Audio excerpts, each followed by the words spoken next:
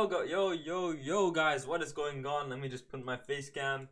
Yo, guys, what's going on? Welcome back to another podcast episode, guys. Today we got the first UCL podcast because yes, guys, the 2022/2023 podcast or not podcast, the 2022/2023 UEFA Champions League has begun, guys. So it's a every season brand new winner, of course. It's like one of the world's best, of course. You already know, one of the best football tournaments out there. Just give me a moment. I just need to get one more thing up because we're going to talk about the Champions League and a bit about the UEL as well. Just give me my thoughts on the UEL, the Europa League, because of some situations happening with United. We're going to talk about that. Today is mainly going to be the Champions League video, guys. Of course, I'm always hyped for the Champions League, and especially this year during preseason and a bit going into the league. PSG looking on fire. Neymar is back. Messi is back. Mbappe looking better than ever, banging goals into the net. A bit of a bigger ego than in the previous years, but still a world class top tier player. So I'm very excited for PSG squad. I have a lot of hope for us this year. I mean, everybody thought about that. Everybody thought the same last year, but compared to this year, you can see that our players are more passionate to play. They're more ready. They're more as a team, especially under Christophe Galtier, our new coach from Lille. Of course, he's been pushing our team to be more motivated. So, kind of like with Donnarumma, saying Donnarumma is the main starter of Paris Saint-Germain. He's more motivated and more happier to be the main player and to be trusted by his coach. So a lot of our players more motivated, have more passion this season. That's why I'm very excited this season for us to hopefully win our first Champions League, guys. As you guys may know, the only team in the Ligue 1 to win a Champions League is, of course, Marseille, one of our biggest top rivals in the Ligue 1 in France. But I mean, a few years ago we did make it to the final against Bayern. Unfortunately, we did lose. Hopefully, guys, this is our year. Ici c'est Paris, man. I don't know what else to say. This is our year, man. This is our year. I believe it. This is our year, man. So yeah, we're gonna give a few more predictions based on how the teams performed. We're gonna give some predictions on the next game. And we're also gonna talk about what's gonna be going on with the next episode because of some recent incidents or recent news that went out. A huge, unfortunate, sad news that went out. We're going to talk about that in a bit because first I want to get into the Champions League part of the episode, guys. So let's get right into it, guys. As usual, before we start, make sure to hit that subscribe button and follow me on both my main and my podcast and my personal Instagram. This is where I just post photos of me. You can tell, of course, the El Clasico that I went to this summer in Las Vegas, of course. And then when I upload a podcast, it all goes over here. And then, of course, the actual place where the podcast is uploaded, guys. So it would be really much appreciated. Thank you so much for the support. And it's just really fun making these. So now let's get into the video, guys. Let's start off. Let's just start off from the top and go all the way down to the bottom. So Dinamo Zagreb versus Chelsea. Let's start off big, guys, because this game was huge. This game was I couldn't believe it when I was watching this. And to be honest, Dinamo Zagreb put on a show for us tonight, man. The fans are crazy. The team went crazy, man. They literally put on a show, and what a performance they put up. Possession-wise, of course, Chelsea had more. But even the shots, the opportunities that Dinamo Zagreb had was definitely the shots, maybe not the opportunities because they could have been in the box but didn't get the shot off.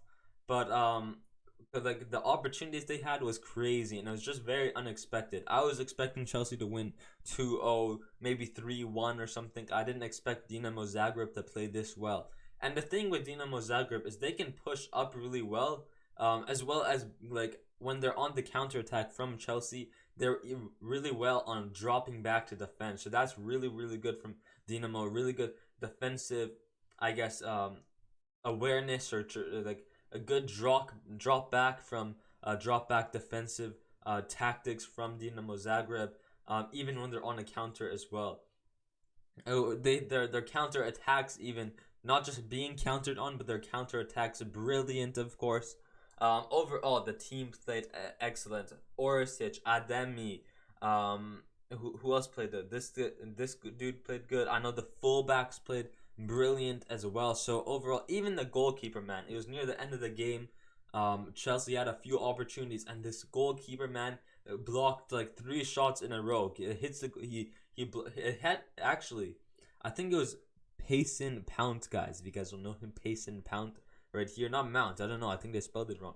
Payson Pount, the loser, the Payson Pount. You already know who he is. But I think it was Payson Pount who hits the post, goes wide he hits the post, goes wide here. I think Reece James goes ahead and gets a chance to score. I believe. I think it was Reece James. And the goalkeeper blocks it, and then I think it was Raheem Sterling or someone else. I think it was Pulisic who almost scored on him, but the keeper once again. So the keeper basically blocked 2 shots with one lucky post from one lucky save from the goalkeeper's best friend, the post, you can say. So what goalkeeping awareness he had, and just the passion to get back up on his feet to stop a goal from going in.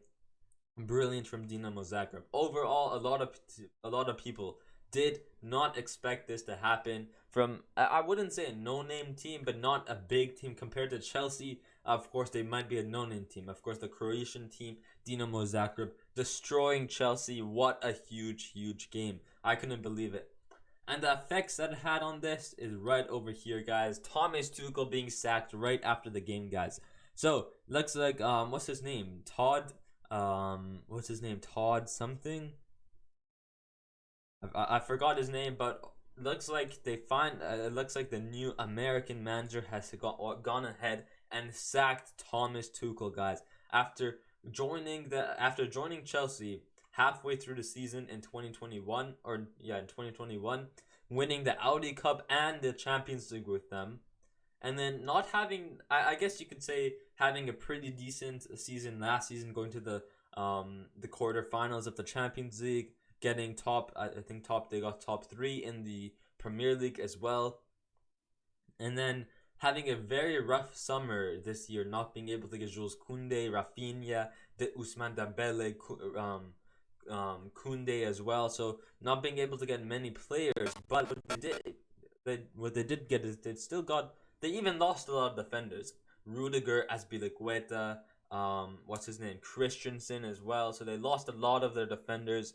So they got Koulibaly, they got Fofana, Cucurella. So they still had some pretty decent signings like Koulibaly. He was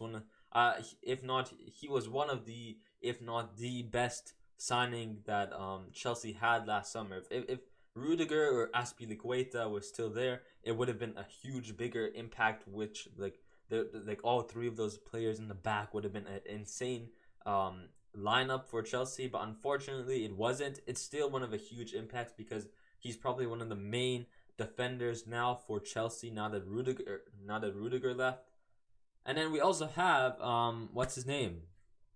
Pierre-Emerick Aubameyang also joining Chelsea, who played only 59 minutes under his former Borussia Dortmund coach as well. So that's very sad to see. Even in his announcement video, Aubameyang said, "Oh, I'm very happy to be reunited with my former Dortmund manager Thomas Tuchel." It only lasted 59 minutes until they lost. Aubameyang got subbed off and Tuchel got sacked. So pretty insane stuff happening here.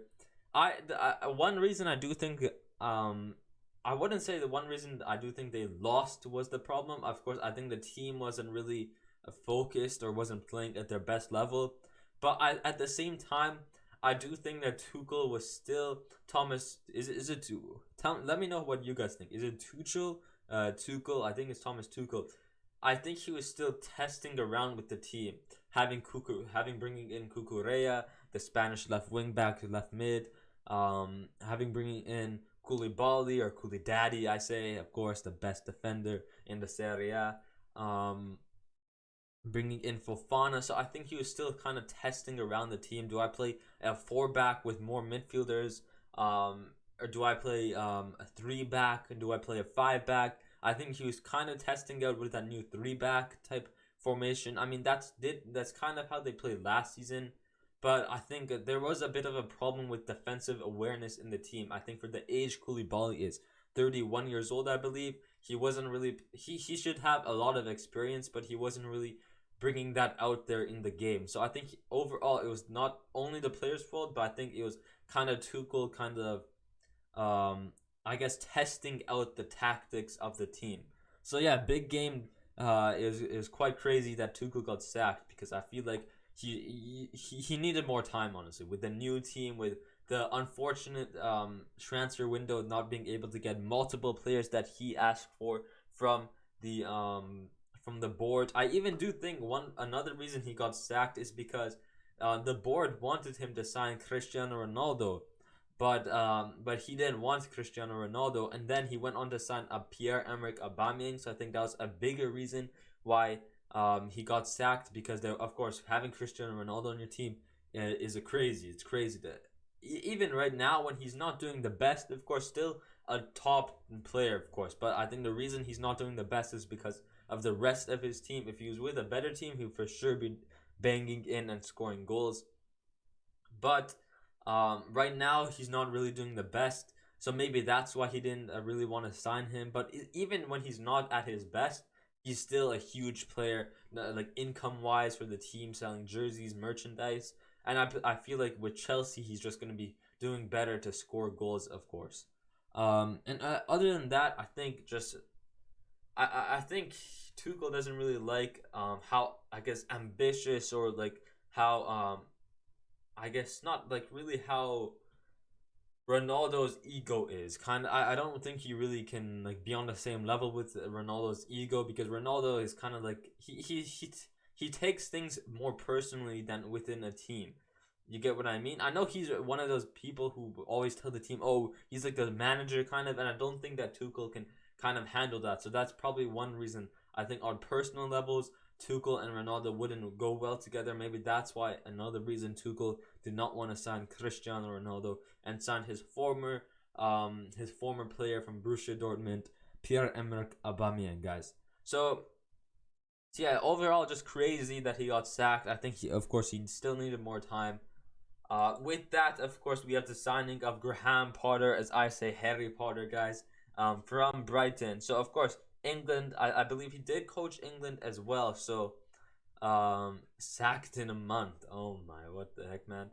But honestly, yeah, I think Graham Potter is a pretty decent decision. Of course, coached England. Doing pretty decent with coaching Brighton as well last season. And then on top, there was another opportunity, which was Pochettino from Paris Saint-Germain. And what would have been hilarious, I know it wasn't in the winter transfer window, but what still would have been hilarious is in 2021, Paris Saint-Germain sacked Thomas Tuchel. If you guys didn't know, Thomas Tuchel used to coach the best team in the world right here. Of course, yeah, if you guys haven't noticed as well, I did buy the new home kit jersey with Verratti and number 6 on the back. But going on, if you guys didn't know, Thomas Tuchel did coach Paris Saint-Germain back a few years ago. And in 2021, Thomas Tuchel got sacked. And in 2020, Thomas Tuchel got sacked in December in the January transfer window. In 2021, he goes on to win. He signs for Chelsea and goes on to win the Champions League with Chelsea. Now, imagine if Pochettino, because Pochettino also got sacked, you can say. I mean, I know it was the end of the season, but I guess it was kind of sacked. Like a PSG didn't want him anymore, so he got sacked. Imagine if Pochettino also got sacked from Paris Saint-Germain, went to Chelsea, and then win the Champions League with Chelsea. I mean, any manager who gets sacked from Paris Saint-Germain, the club should just go out, because those sacked PSG managers will go win the Champions League with the team. So it would have been hilarious if Pochettino would have signed for Chelsea, and then Chelsea go on to win the Champions League in 3 years, winning 2 Champions League. That's crazy. It would have been hilarious. But I'm not saying this is a bad deal. It's still a good deal. But if Pochettino did sign with Chelsea and win the Champions League after being sacked by PSG, similar to Thomas Tuchel, it would have been hilarious. But yeah, overall, good signing here, good replacement for what's his name? for Thomas Tuchel and Chelsea. Let's see how he does. Maybe not the best. I feel like Tuchel is still the better manager. As I said, he needed more time. I think a new club Tuchel can go to might be RB Leipzig, because RB Leipzig also lost to they lost to Shakhtar. We're just gonna talk about that in a moment. But I feel like Thomas Tuchel, maybe a good place he can go is to RB Leipzig. They might need a new manager, so that's not a bad shout. But now that Graham Potter has left Brighton to Chelsea, Brighton are now stuck to find a new manager. What if what's his name? Thomas Tuchel goes to Brighton now. That's just gonna be memes, man. That's gonna be jokes. What the heck, man? But now Brighton do need a new manager, and look at this, man. What the heck? Adam Lallana, a player, one of the players, looks like rumored to be. It's not a player, but he looks like he was rumored to be. It looks like he's rumored to be the Premier League manager or coach for the next Brighton game. So that's gonna be quite weird. Adam Lallana, Sunday League vibes. Honestly, this is Sunday League vibes. Low key. If you guys don't know what Sunday League, I guess it's like the meme league where one of the players are also the coach and stuff. So yeah, Sunday League vibes. Adam Lallana will take charge of Brighton's preparations for next league game. A head coach in the making. Honestly, maybe. Of course, one of the players now being one of the coaches. That's just gonna be hilarious for one of the games. Is he retired? Adam Lallana position. He's a midfielder. So I believe he's still playing. 34 years old. I guess maybe it kind of works. He's 34. Maybe he doesn't really want to play a lot. So maybe he's willing to become the new Brighton manager. He's already with Brighton, so it's pretty easy to transfer him to a coach. So I mean, this would be quite weird to see, going from straight to a manager, from a player to manager. That'd be quite weird. I mean, we've seen players who played in the past and have become managers. Of course, Xavi, Zinedine Zidane, Zizou, of course, Pep Guardiola, Jurgen Klopp, Pochettino, of course, played. Patrick Vieira, Lampard played. What's his name? Johan Cruyff, of course. But who's the other guy? The Chelsea midfielder, not Lampard. No, Lampard was the Chelsea midfielder. Owen, I think Owen coached, but Guti, I think Guti did it. Gattuso, of course, you already know Gattuso. Sometimes very good, sometimes very shit.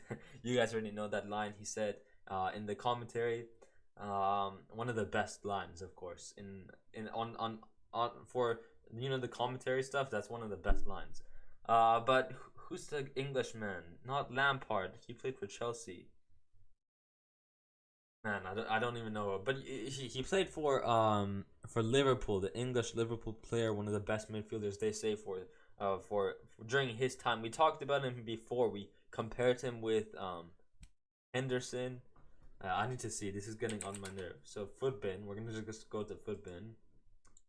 Of course, this is FIFA, but still. Nations. We're gonna go to England. Wayne Rooney, of course, was a manager as well. Steven Gerrard. There we go. Steven Gerrard. How can I forget? So I believe he also managed as well. Okay, off that topic, we talked. I just said a lot of players from the past who played, big players I just named, have later on, after they retired, become a manager. Now it's kind of gonna be weird to see a player going straight from playing for the club to straight being the manager. So that's quite weird. It took me that long just to say that, man. What the heck am I up to? But yeah, that'd be quite crazy to see. So yeah, Champions League's Dinamo Zagreb beating Chelsea on the first leg. Still 5 more legs to go. Or 5 more matches to go, not first leg. That's for the knockout stages, leg 1 and leg 2, or round 1 and round 2. But yeah, first match day 1 of 6 done for all teams. That's Chelsea done. So maybe it's just unlucky. As I said, Tuchel didn't need more time.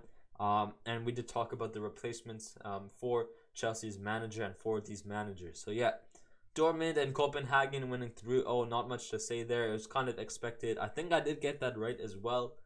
If you guys want to go watch the last video and see if I made the correct predictions, then feel free to do that, and then let me know if I got the predictions correct. Benfica winning 2-0, of course. That's pretty obvious. I'm just gonna go through these and then talk about the games that I really like. I watched, of course. Man City Sevilla, man. So let's talk about this game as well, because this was crazy, guys. Man, this guy is a beast, man. Erling Haaland, and we talk about him every video. Lewandowski, Mbappe, Erling Haaland doing it again. 7 games for Man City. I believe 7 games for Man City, and 12 goals scored Erling Haaland. So I believe he's six games in the Premier League with 10 goals, and then now a 7th game for Man City with 2 goals. In total for Man City, Erling Haaland, 7 games, 12 goals. Basically every game he's scoring at least a minimum 2 goals. You can say it's like that basically for every game, 2 goals. For game to goal ratio, you can say it's like that. But just crazy to believe that this guy is crazy. And a lot of people, I guess, could say, oh, this guy's just scoring tap-ins. Ronaldo does the same thing, yet Ronaldo gets bantered. I guess it's kind of different here, because Ronaldo is known for, I guess, doing more than just scoring a tap-in.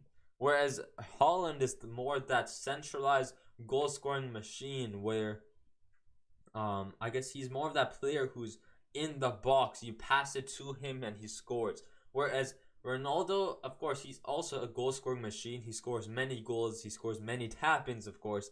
But other than tap-ins, of course, he's known for scoring, I guess, magisterial outside the box goals, dribbles into the box, making a beautiful assist. So Haaland is not that much known for his dribbling, whereas Ronaldo is. So Ronaldo, all his goals shouldn't be a tap-in. Of course, he almost had a bicycle. He had a beautiful header in the UEL, which we'll talk about later. So it's not just all tap-ins that Ronaldo is known for scoring. So I feel like a lot of people, of course, a goal is a goal, but I feel like a lot of people also want to see Ronaldo. Ronaldo's not known for scoring tap-ins. He's known for making magisterial goals, and not just. He's known for more dribbling. Of course, Messi is probably the one who has better dribbling, but Ronaldo still we talk about this like every video, man.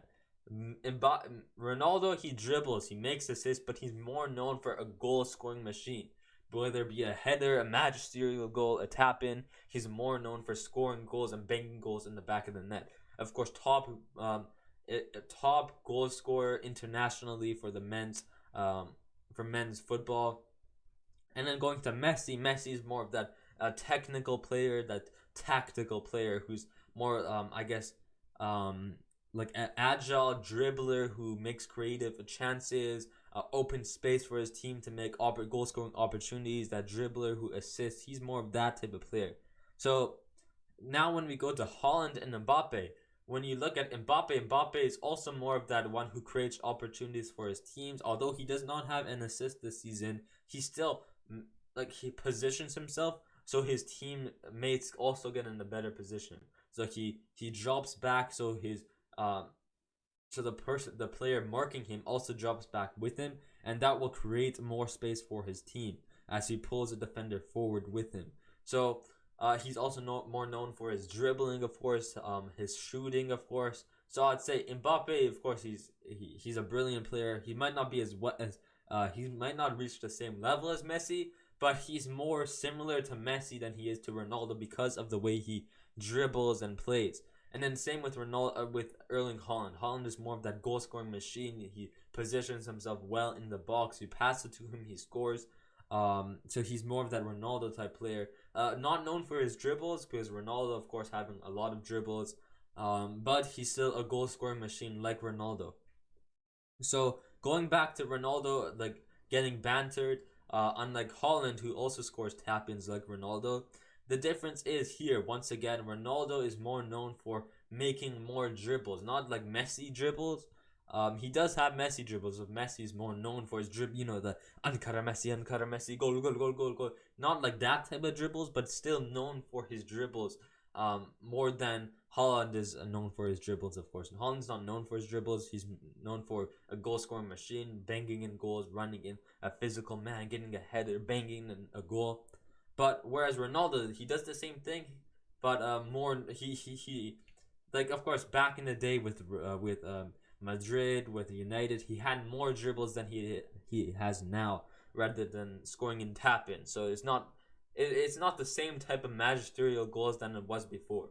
Anybody could stand in the middle of the field, get the ball, and just tap it in. So it's not like a Ronaldo goal that we've seen in the past. I guess that's why he's kind of being bantered for it. Whereas Haaland is kind of known for that. You pass it to Haaland, he makes a run in.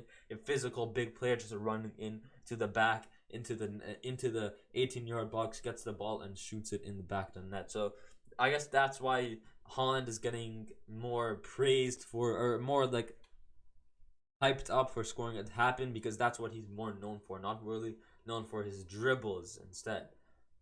So yeah, that was a lot to say there. But yeah, Haaland, of course, still a brilliant player. Getting a header, I believe one of these were a header.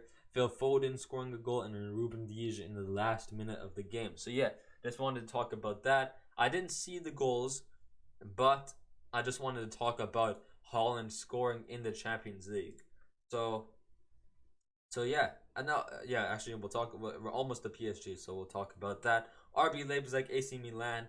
I did say AC Milan would win here, but I mean RB Leipzig still a pretty decent team, so put up a tough challenge, a difficult time for towards AC Milan. So AC Milan do draw 1-1. We got Celtic Real Madrid, guys. Celtic Real Madrid, of course, man. Real Madrid winning 3-0, and with a magisterial performance in the first half. Celtic did put on a bit of a show, but then in the second half they lost it, and Vinicius Junior, man, scoring a brilliant, beautiful finesse shot goal. Beautiful there from Vinicius Junior. Just 4 minutes after Luka Modric goes ahead and scores an outside the box, I believe it was outside the box, banging goal. And just keep in mind, guys, just a few days ago, this guy was 30. He turned 37 years old. I think today was his birthday. He's 37 years old, and he's scoring magisterial banging goals in the net. At 37 years old, he's still one of the world's best midfielders. At 37 years old, that's crazy. And then Eden Hazard is back, guys, being subbed on for Benzema, who did get injured. So hopefully Benzema does get better soon. I believe he's out for 3 weeks, which is pretty bad. I really do hope he does well again, because it kind of looks like it's going downwards. But I mean, maybe all he wanted was a one good season, get his Ballon d'Or, just to prove to the world he is a good player, and he is the world's best player. One of the world's best, just to prove that he's a legacy Madrid player. Because I feel like during his time when Ronaldo was here, he was kind of in the shadow of Ronaldo. So you wanted to show the world he was one of the world's best players for Madrid and for his position, get to his Ballon d'Or, and he'll go back to sleep, I guess.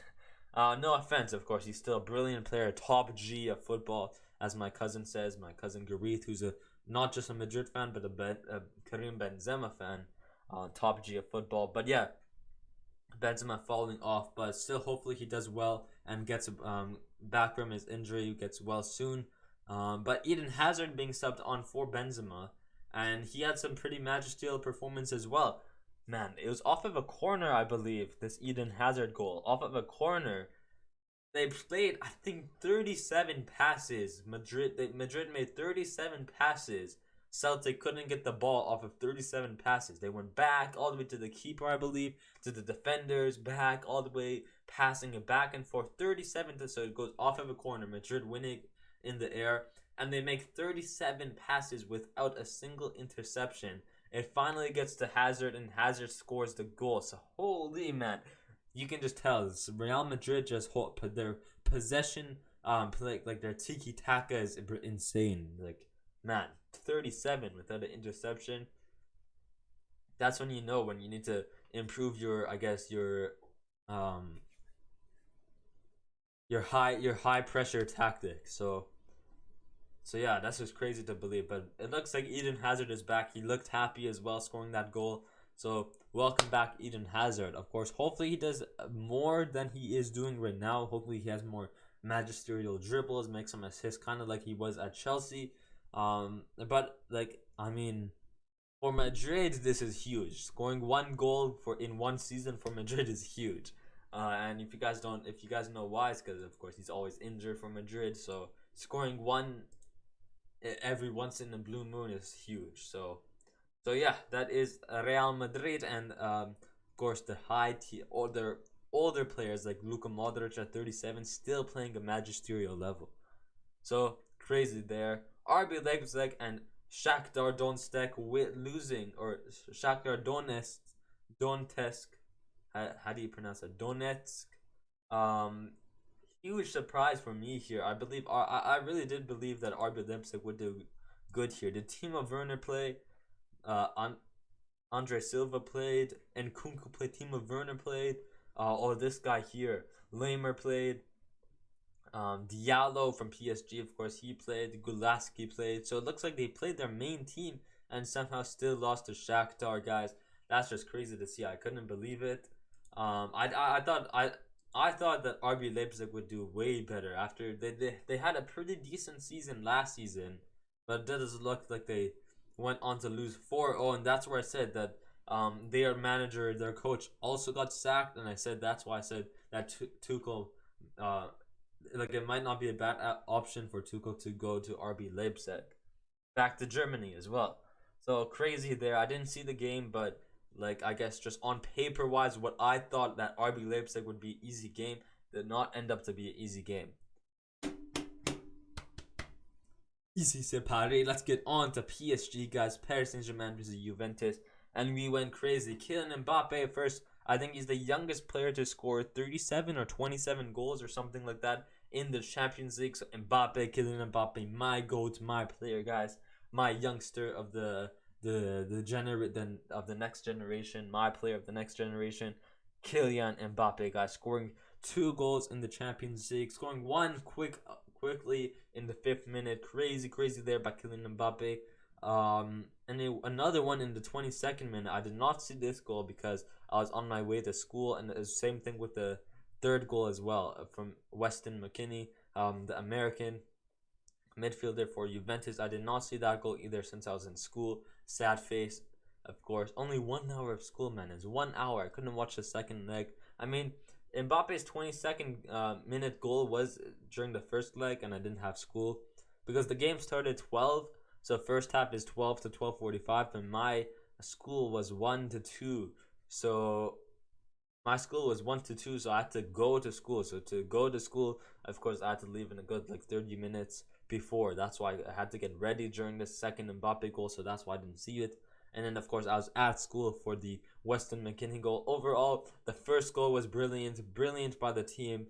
Vitinha did get injured, but I believe it's a small injury. The player, the youngster, is there. He's a passionate player. He doesn't care if he got injured. He fights through the pain, and it looks like he is back from his injury. It looks like it was a small injury. Luckily, it looks like he is back, ready to play for PSG against OGC Brest this weekend, I believe. I believe that's who we're versing. So yeah, good to see that he's back. You can tell with the team that we played with, Vitinha, and just like having I think it was 2 games ago or 1 game ago with Paris Saint-Germain, I believe.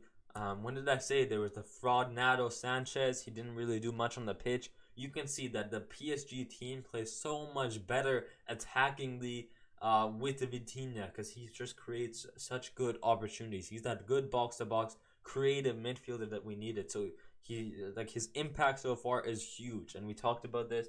I believe we did put him on the list for my top 5 transfers this summer. I believe we did talk about that as well. We put him on the list. So overall, brilliant signing. Vitinha, what a player he is. Box to box, his creative the creates chances for goal scoring opportunities is just brilliant by the young Portuguese midfielder. So brilliant there, of course. Anything else to talk about this? Really, I guess not really much, other than, of course, as I said, Mbappe. I did talk about Mbappe being more of that assisting player, And there's also the kind of news here, Galtier, the relationship between Neymar and Kylian Mbappe is very good, and I'm not talking out of turn. I'm convinced that Mbappe will continue to make assists to Neymar and vice versa. I didn't feel anything negative between the two during the UCL game. So a lot of people saying, "Oh, Mbappe doesn't have one assist this season," and talking about like not having an assist, Mbappe did have an opportunity to give an assist to Neymar Zito, but did not happen. Another surprising thing that did happen this game, Lionel Messi getting subbed off near the 80th, 60th, or 70th minute, somewhere there. Lionel Messi getting subbed off. A lot of people shocked, of course, for the substitution. And I really do think that Galtier is doing this just to give Messi a bit of a break and make sure he's, I guess, safe, because, of course, we got Messi not to win the Ligue 1, but to win the Champions League. He's our Champions League star. He's the one who's supposed to make us win help us win the Champions League. So I think he's kind of letting low on Messi to not get injured or anything. Because if he gets injured, I feel like we're gonna be screwed over. So we're kind of trying to save him, protect him from being injured. I guess Galtier subs him off so he can get a bit of rest time. And of course, the rest of the team had it. Vitinha, Verratti, Hakimi, Ramos had it. Marquinhos had it. Kimpembe had it. So our whole team was under control with the game. So I guess we didn't really need Messi. So subbing Messi off to kind of be protected, getting some rest time I feel like was the right decision from Galtier. As I said, I was very, very scared of Dusan Vlahovic, but luckily he did not score any banging free kicks on us like he does in the Serie A.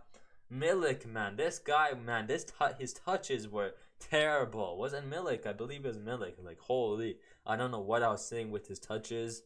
Other than that, brilliant game by Paris Saint-Germain. Easy win for us. Ici c'est Paris, as I always say. We are Paris. Allez la bleu. Is it Allez bleu? Allez la bleu. We are the Blues. So brilliant game from PSG, bringing us 3 points for the first game in our group. Ajax, of course, like Yaya Toure says, Ajax versus Rangers, winning 4-0. I did predict it. I thought that Rangers would put a bit more of a show on, maybe score 1 or 2 goals, but it looks like that did not happen.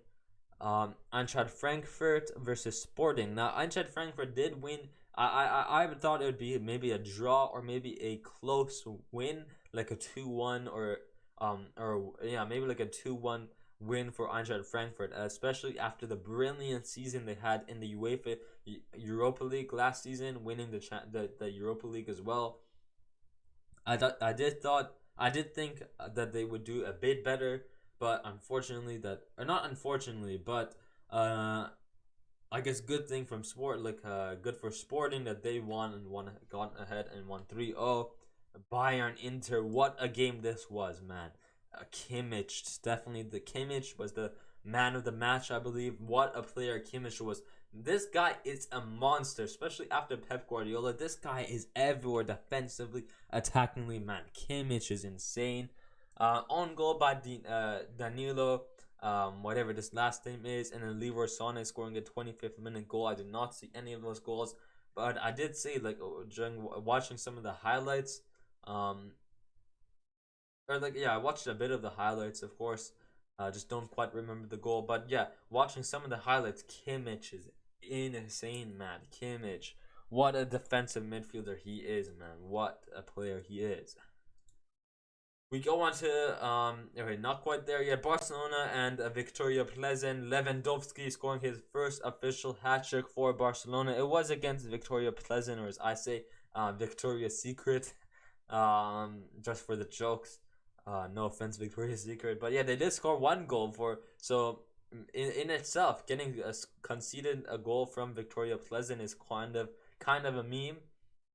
But other than that, still well played by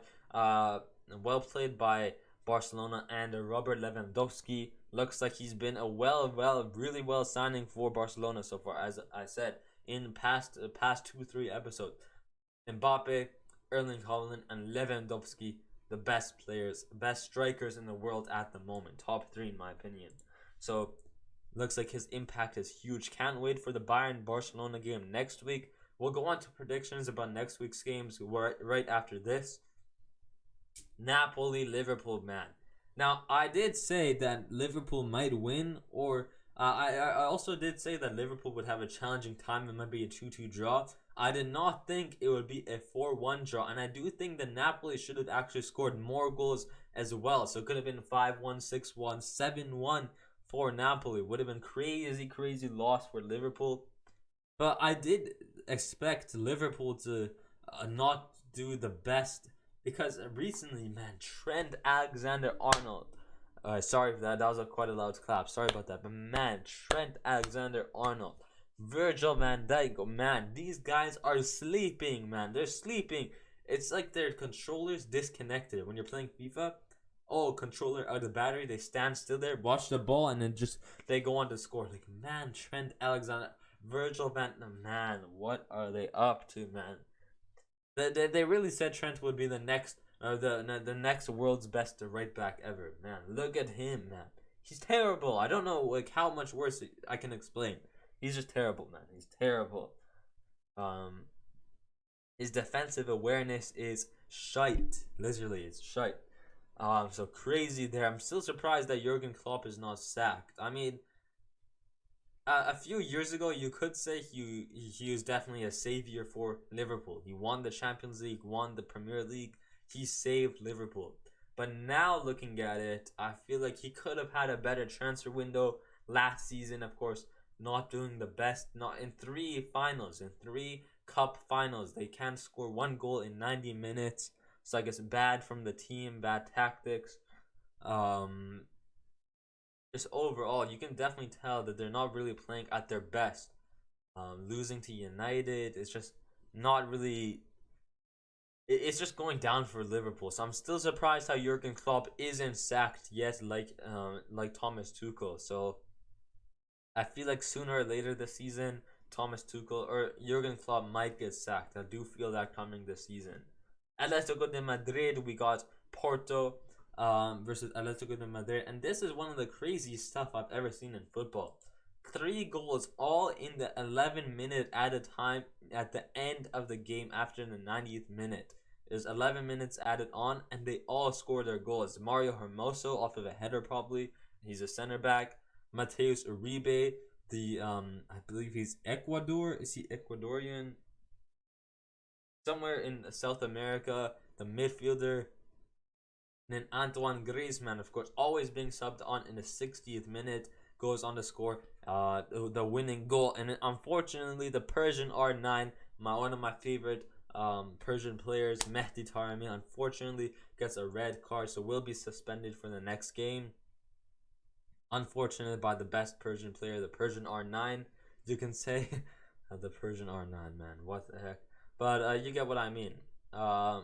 Unlucky by the Persian, of course, to get a red card. And then, as I said, yeah, going back to Antoine Griezmann, apparently Antoine Griezmann only gets subbed on in the 60th minute and later on, because if they play him like a more certain amount, like before the 60th minute, they're gonna have to pay Barcelona a certain amount of fee, because I believe he's on a 2-season loan or something like that. So if they give him more playing time, they're gonna have to pay Barcelona. But now it looks like Barcelona are trying to sue or kind of fine Atletico de Madrid for not giving that 40 million from Antoine Griezmann. So that's gonna be crazy to see, man. Barcelona are desperate. They're trying to fine Atletico Madrid to get money from Griezmann, man. Like, that's how desperate they are for money. Literally. So that is that game right there. What else do we got? 2 more games, I believe, at the bottom here. Tottenham, Spurs, and Marseille. Did not watch this, but looks like Marseille did get a red card and lose 2-0 to Tottenham. And then Club Brugge and Leverkusen. Crazy here. On paper, I feel like Leverkusen is the better team, but looks like Club Brugge, not a bad team. They did play pretty decent against us last season in the Champions League group stage. So they did play pretty decent, but on paper wise, Leverkusen is the better team. That's why I expected Leverkusen to win. So yeah, crazy games this weekend, and with the outcome of the games, crazy news from those, Thomas Tuchel being sacked, and just crazy games like RB Leipzig losing, Real Madrid scoring magisterial goals, Chelsea losing, Liverpool losing, Lewandowski getting his hat trick. So crazy there. Let's make some predictions for next week, of course. Before we go on to the UEL talk, I want to talk about one game, and then we have a bit of football news as well regarding with the Champions League, regarding with the Premier League, and or not regarding the Champions League, but regarding the Premier League and Paris Saint-Germain news, of course. Victoria Pleasant, Inter Milan. Of course, probably Inter Milan would win. I'm very sorry to Victoria Pleasant. Sporting Tottenham. This is going to be a pretty cool game to see. I do think that Tottenham are still the stronger team, but at this point, I really don't know what to expect by Sporting. I feel like Sporting might put on a show here, might score 1 or 2 goals, maybe a 3-2, 3-1 prediction here. I'm going to go with saying Spurs are the stronger team, of course, and Spurs are going to win. But, I mean, Sporting could put on a show, so I feel like they might score 1 or 2 goals. Rangers, Napoli. This is going to be a crazy game, but I do think Napoli can be going on to win that game. Liverpool, Ajax, going to be a tough game. As I did say, Liverpool in a tough situation right now.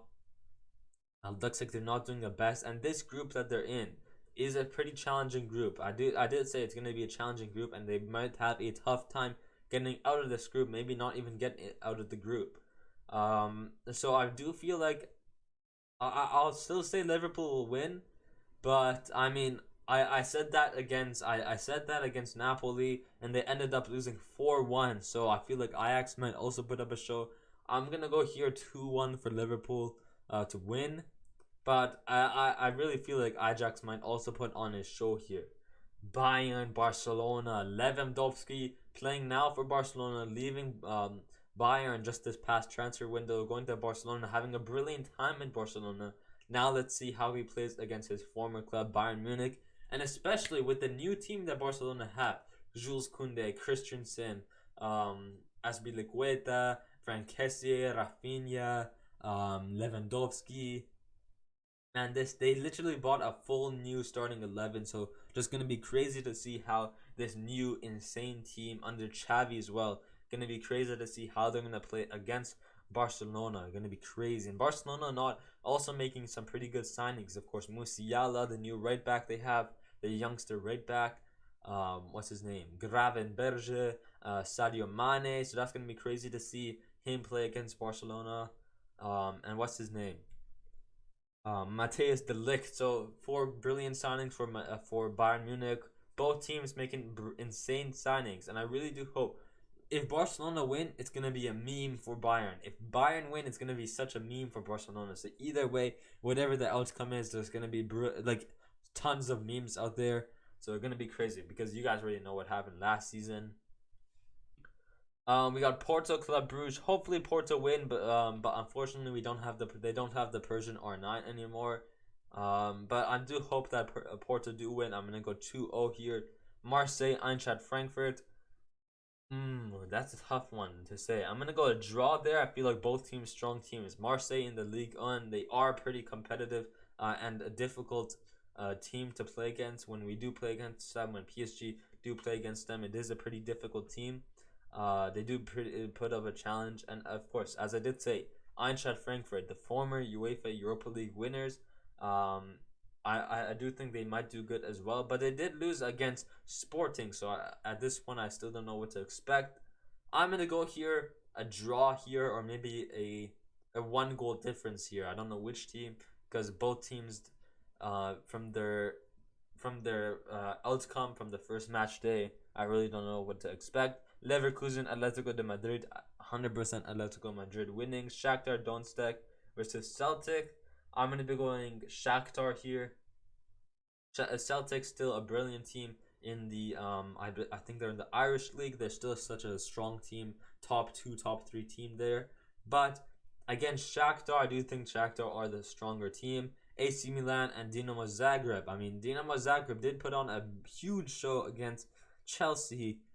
So I'm going to go here on paper. Of course, everyone is saying AC Milan. But after that show they put on against Chelsea, it was crazy. So I'm still going to go say AC Milan winning 2-1 here. RB Leipzig, Chelsea. Honestly, I might say RB Leipzig win.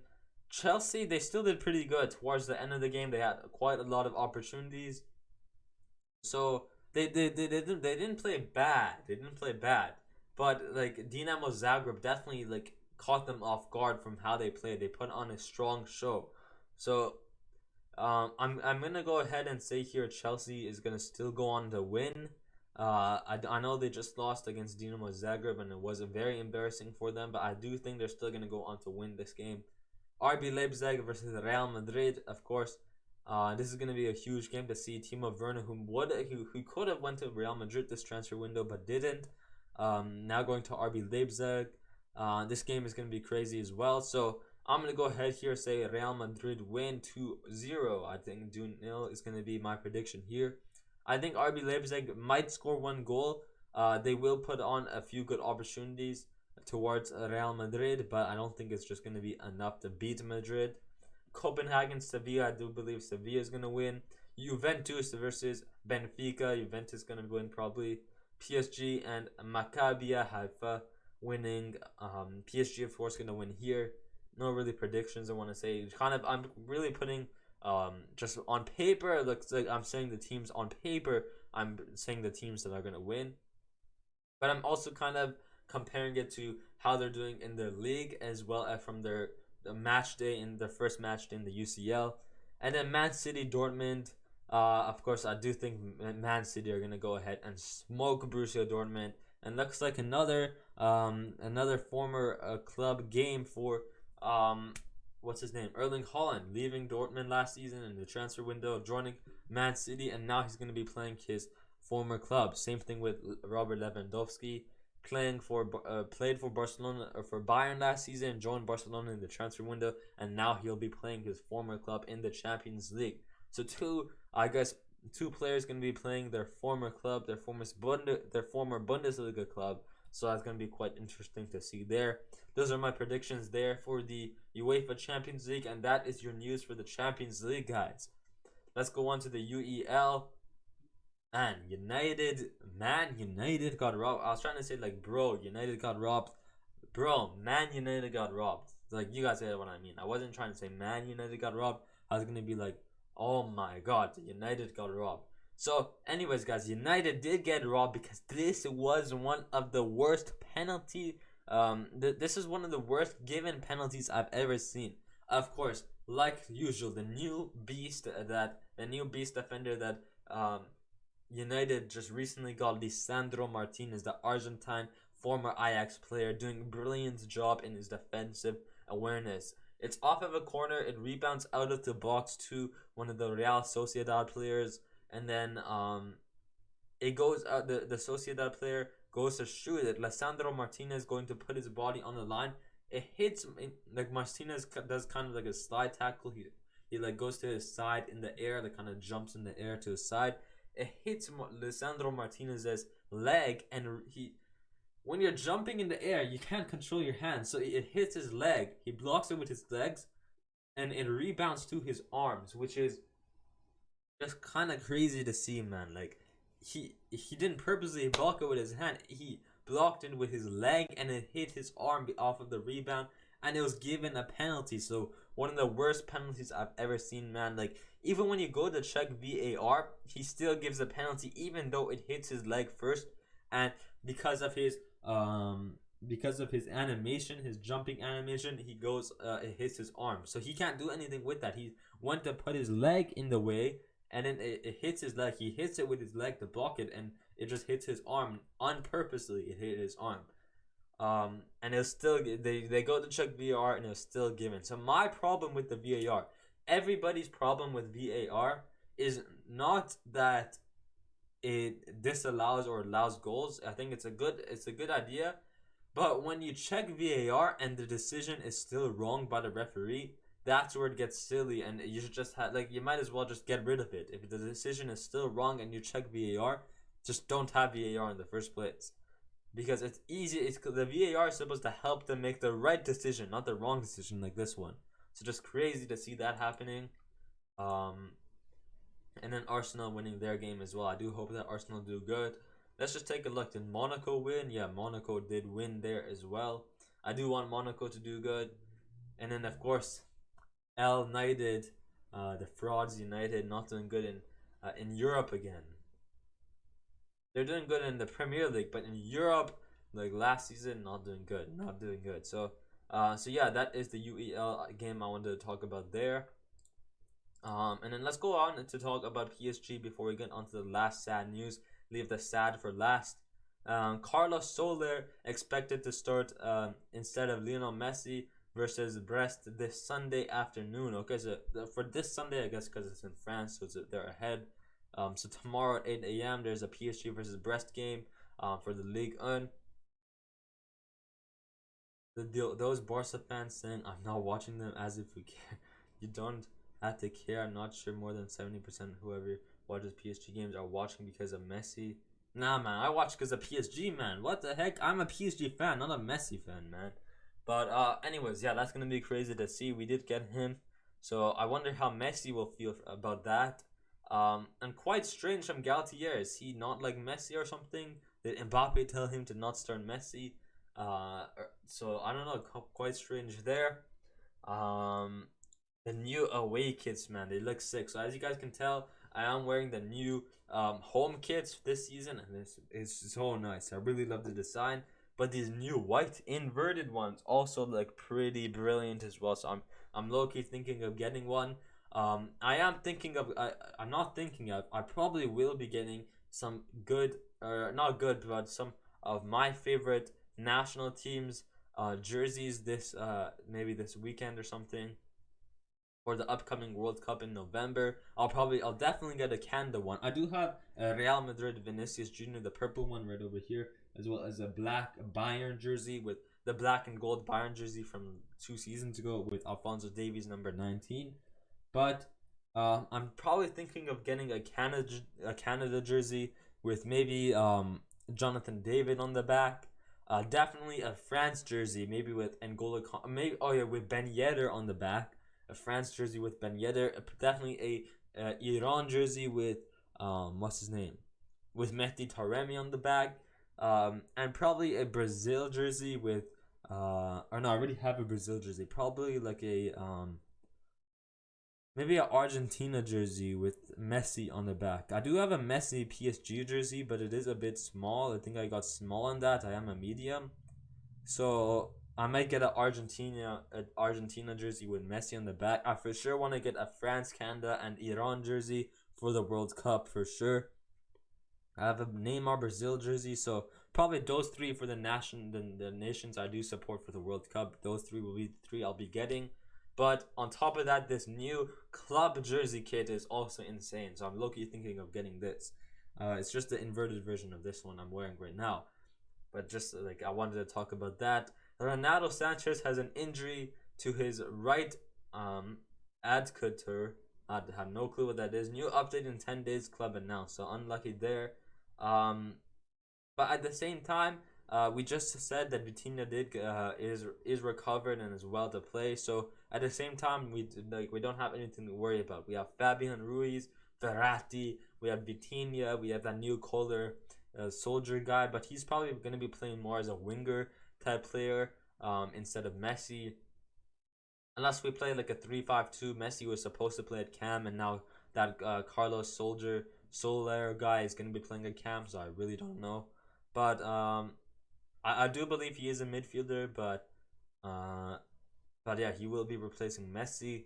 But for Ronaldo Sanchez, we do have Verratti replacement. We have Vitinha, we have and we have Fabian Ruiz as well. So nothing to worry about there. I do hope he gets recovered, and hopefully he does better for us, because he hasn't really been at what I expected him to do. So hopefully he hopefully he does better. But yeah, that's the Champions League there for you guys. UEFA, UEL Champions League. We talked about a bit of some of the manager news there, as well as some Paris Saint-Germain news. And to get to the sad part of the video, guys, unfortunately, guys, Queen Elizabeth II has passed away. Unfortunately, guys, So it's very sad to see, man. 70 years, 96 years old. She passed away. 70 years as the majesty, as the queen of the UK, as the queen of the what's it called? The monarchy of the countries under UK, like Canada, Australia. She was the majesty, the highest role. That's crazy, man. That is crazy to think about. 70 years she was um the queen, the majesty, um and then 96 years old. That's just crazy, man. That's crazy. So like, let's just get a quick 10-second like rest in peace moment of silence.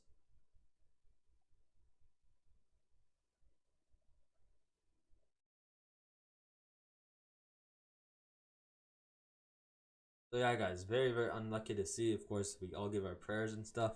um so a lot is gonna change in Canada as well because of her pass away. Of course, the money is gonna change, the laws might change, so that's gonna be crazy to see what's gonna go on here. But the effect I wanted to say on this was with the Premier League as well. Now it looks like the Premier League has been postponed, with the following the death of Queen Elizabeth II. So yeah, unfortunately, no big games this weekend, which will be sad. But PSG, better game than the Premier League, so don't worry, guys.